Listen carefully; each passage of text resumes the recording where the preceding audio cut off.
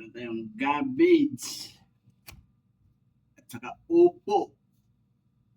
Ang laki ng upo. Wow! Saka meron tayong chicken. Kaya ang masarap na luto natin dito. Siyempre, magsabaw tayo. Pasabaw tayo mga idol.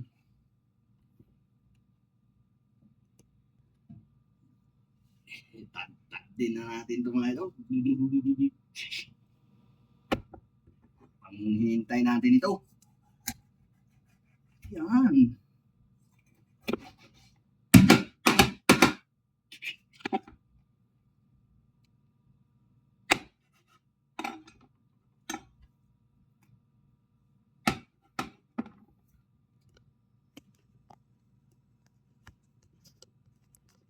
Let's go.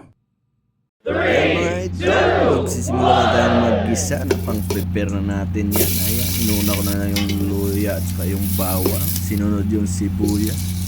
Saka yung kamatis mga idol. At saka ilagay na natin yung manok. At saka lagyan na natin yung mga ricado na yan. At saka takpan natin yan mga idol. Yung unang bukas, ayan na yung katas niya. Hayaan muna natin yan. Prepare muna natin yung mga gulay natin mga idol.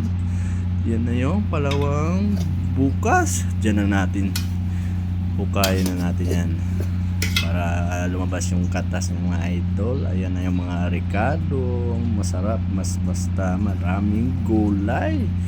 Ayan na, lagay na natin yung upo natin mga idol. At saka takpan lang natin yan. Hayaan lang muna natin. Ayan na, binuksan na naman ulit. At saka lagyan na natin yan ng sabaw. At saka takpan natin ulit. At saka buksan na naman. Ayan, naluto na yan na idol. Lagyan na natin yung gulay natin. Ang daming gulay, ang sarap. Wow, sarap naman. Be, subukan natin yan.